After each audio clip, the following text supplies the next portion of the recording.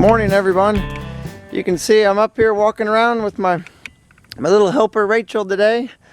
We've got the whole top. We actually finished it last night. Required a few specialty cuts, but I'm not sure if it was because I was a little bit off on the top. I think overall from dimension to dimension we were only off less than ½ an inch. So for never laying block before, we were pretty excited about that, but it did make a few interesting cuts for the top. This morning what Rachel's holding is some rebar. We're going to take that rebar and we're going to drill it through our pipes, because that's the first thing we're going to install this morning. Is we're going to put our vents in. So in the small room right up here, because again underneath here we will have a door.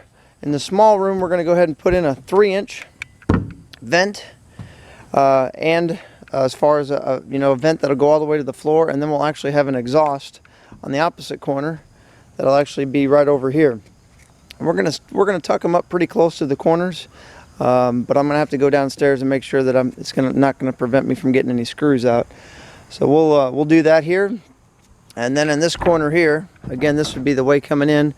In this corner over here we'll put our actual vent that goes down to the floor, and then we'll put the exhaust right over here. Once we get those in and get those secure, then we are going to go ahead and start putting rebar down. It's a cloudier day today.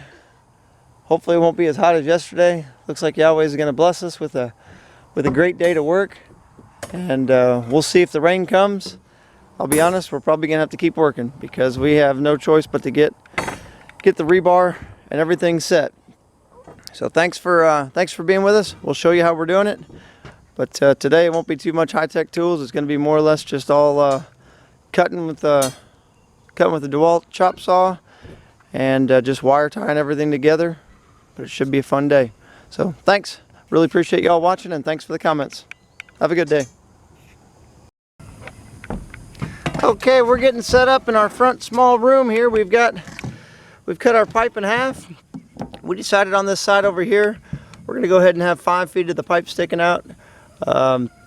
Mainly just because I'm not sure of the height that I need for the exhaust, so I figured if I was going to cut it, just cut it and give myself plenty of extra pipe and cut it out, because remember we're going to have 6 inches of concrete. We're going to have at least 2 foot of dirt, or right at 2 foot of dirt, maybe a little more, because we are going to beef up the ceiling with a little more rebar than what the engineer originally called for. So we probably could get by with 3 feet of dirt when it's all said and done. And then on the other side, opposite, set this one up in the other corner. It is going to mess me up. I did put a couple screws in the way but right there's the block, and I really want it to be hidden by the door, so that way the door will not, it won't come into play as far as that corner. So I'll just find a way to cut that off, that screw later or something like that. So there's always a way to get around it, especially if you think about it before. Kind of gives you an opportunity to, not have to rush through it and think, uh-oh, world's coming to an end. Most of the time, we just step back and think about something, and next thing you know, you can come up with a good idea. So we're going to do that. We're going to drill these 2 holes. We're going to drill a hole on either side. Then we're just going to take a small jigsaw and just cut out the rest of this, because we really want a tight fit on these holes. That way no concrete seeps through. Okay, we'll be back in a little bit. Okay, you can see, so we've drilled our hole up top.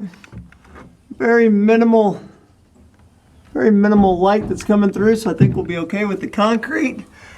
And then on the actual supply, we've run it all the way down to the bottom here. We've just got it sitting on a couple boards. You can hear my helpers up top. I got Abby and Rachel out here with me this morning, and they're doing good. I feel pretty secure about the floor and everything that's going on, and they're doing wonderful. There's Abby. You say hi. Hi. Good girl. Where's Rachel? She's over there. Okay. And you can see right there, Abby, turn around. That piece of rebar that Abby's holding, we're actually going to drill that through right at the lower portion of this, and that's going to tie us into our concrete grid. So that way that pipe will not only have a way to prevent you know, larger critters from coming through, but it's also then going to be bonded 100% to the concrete roof, so then that way it won't give or move any direction. So we'll tie that into the whole rebar system. That's the other part, and we'll show you a video of that later. Thanks. Okay, you can see I've got the pipes set. Put elbows on them where I had an elbow, so that way, because it is starting to rain, trying to minimize that. And you'll see right here on the 6-inch pipe, I've actually stuck rebar in through there. And the rebar actually makes contact with 3 sides of the wall. Gonna end up doing that on all of them, so that way it helps support and doesn't put any extra load on the actual roof itself. And I'll lift this up and you can see, well, maybe I'll lift it up. Yeah, it's kind of catching on the plastic. But anyway, there it is. All I've done is mounted a board underneath it. So then that way it'll allow me to set it at the height that I want. And then also will allow me to, you know, to level it out real easy. So we've done that on all of them. And just got to put a little more rebar in as far as on the pipes. And you can see it's definitely in an X pattern. I don't know if you can see that down there. You kind of can. But that's really what we're looking at as far as doing for pest control. And then we're going to start laying some rebar on top of the roof. Okay, you'll see that this pipe that we talked about was the exhaust pipe. I've actually taken it out. On the last part of it, you saw that I had rebar sticking through it in a grid pattern, which would have been great for animals and other stuff, but I called the structural engineer and I told him what I was doing because I asked, you know, I just felt there was a better way. And he told me, he goes, Chris, that's the worst thing you could do. He says, what's going to happen is that rebar is going to rust inside there. And as it rusts, it's going to start decaying away, especially in a high moisture environment. And he said, what's going to happen is it's going to rust and break free. And then he says it's going to start rusting all the way down and you've got an exposed hole then in your roof. As far as it's going to continue to go back and it's going to continue to eat into your bars, especially if it touches. So what we've come up with is, I've got new pipes in there. I put new pipes in here because this one was only 5 foot, so I had the other half. And on one of them, that was a full 10-foot length. What I did was I actually dropped it down inside the room a little bit further, so that way those holes will be inside the room, and then I'll wrap that up with a rubber boot or some duct tape or something like that, so that way it'll still act as a full inlet as far as for the cold air. But I wanted to share that, so what we're going to end up doing is I've got some stainless steel hose clamps. So I'm going to take the stainless steel hose clamps and wrap them around here, and then I've got a few other pieces of stainless bar that I've got that's maybe, I don't know, 1/4 of an inch or something thin. I'm going to take that and I'm going to take it and bend it out, so you know, kind of like an elbow, and then that's what's going to attach.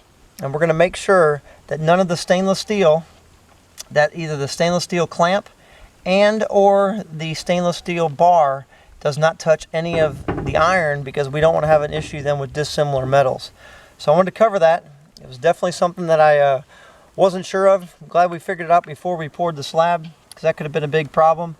And now the other part that we're doing is we're taking number 3 rebar, and you can see we're just setting it up all along there, so that way all these bars then will be perfectly spaced at every 8 inches.